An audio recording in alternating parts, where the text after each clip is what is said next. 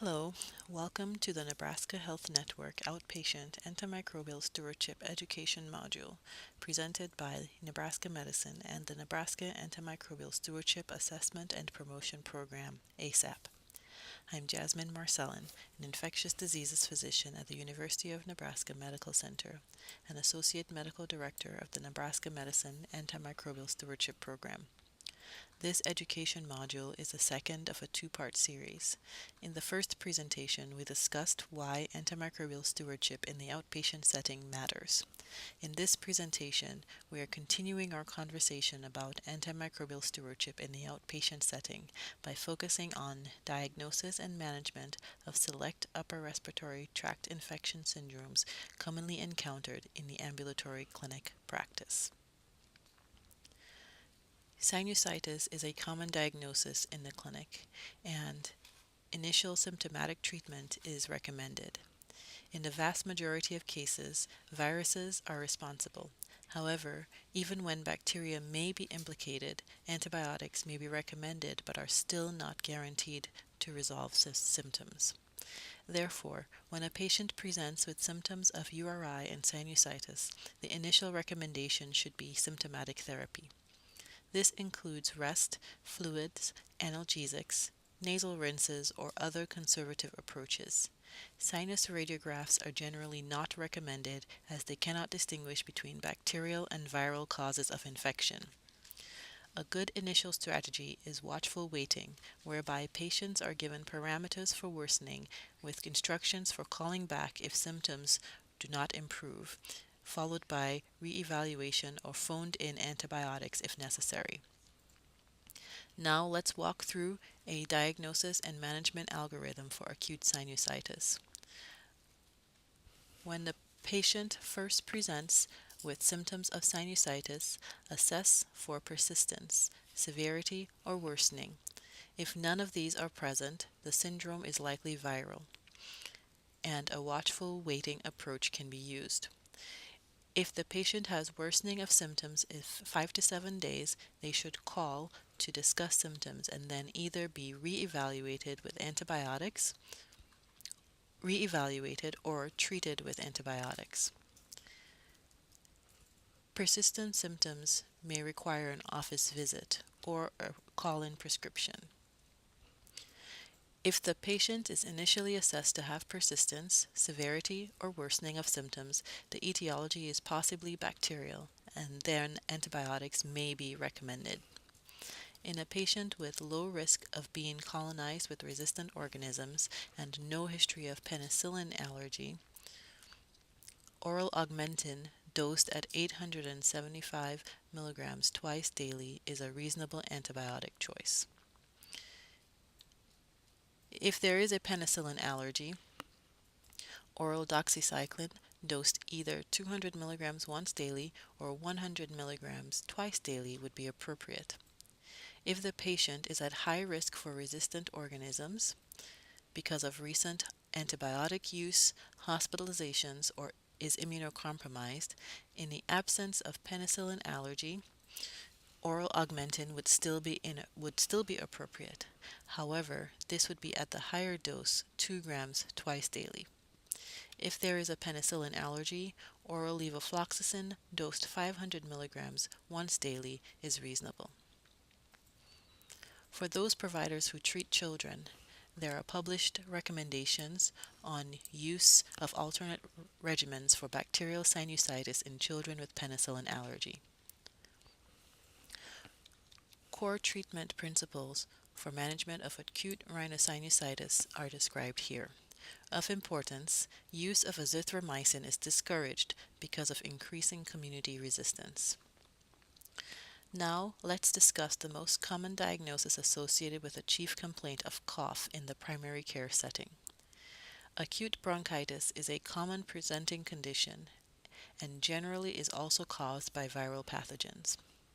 In fact, the American College of Physicians and Centers for Disease Control and Prevention recommend referring to bronchitis as chest cold to make an analogy to the common cold, for which many patients are aware.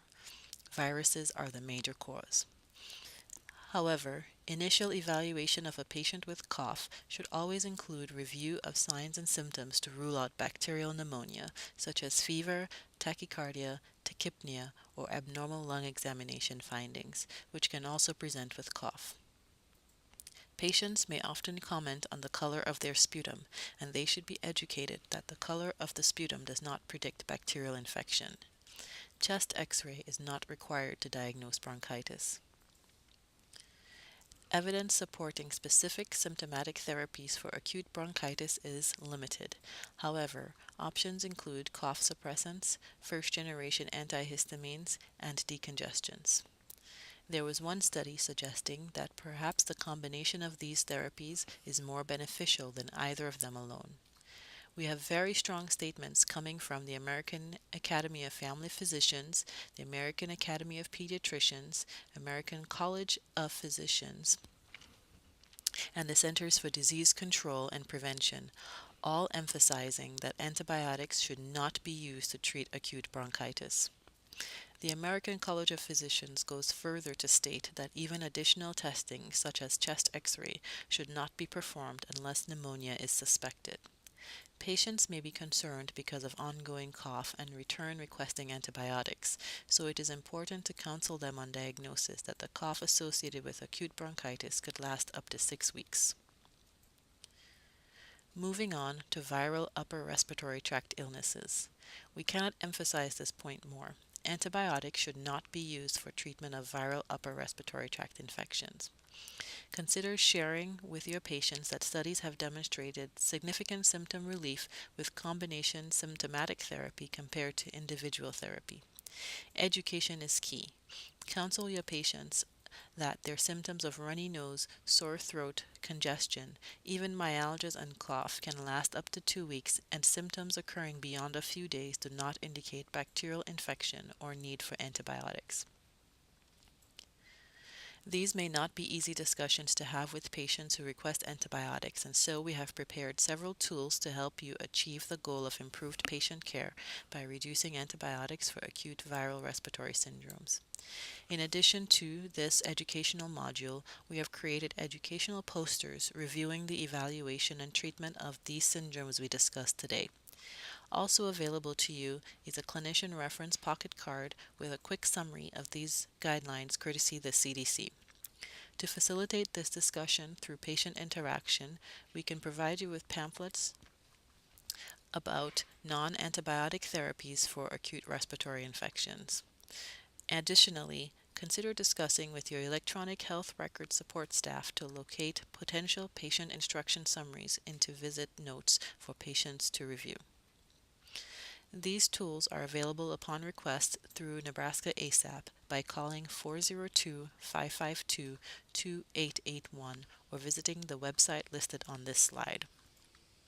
Here are examples of the syndrome-specific educational posters available to be displayed in clinician workspaces as visual reminders of current recommendations for management of common acute respiratory infections. Here is an example of a trifold handout specifically designed to assist you as a clinician with communication. It reviews the common acute respiratory infection syndromes in plain language for the patient with recommendations for management. This can be a useful tool for discussion to reinforce with the patient why antibiotics are not indicated for their illness and provide them with some reading material if they want a handout after the visit. These brochures can be made available to any clinic that requests it. Here is a screenshot of the Physician Quick Access Pocket Card summarizing the management strategies for acute respiratory infections in a convenient, easily accessible pocket card. For free copies of these tools, contact ASAP at 402-552-2881 or request them through the website listed on this slide. Please include your mailing address and the names and quantities of the tools you would like for your clinic. As a reminder, when prescribing antibiotics, always remember the ABCs of prescribing. And as we close this part of the presentation, remember that we can all play a part in preserving the antibiotics we have for future use by being conscious prescribers and offering alternatives when appropriate.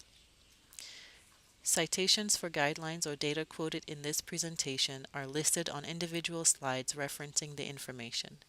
For any questions regarding antimicrobial stewardship initiatives in the outpatient setting, feel free to contact any of our team members listed here.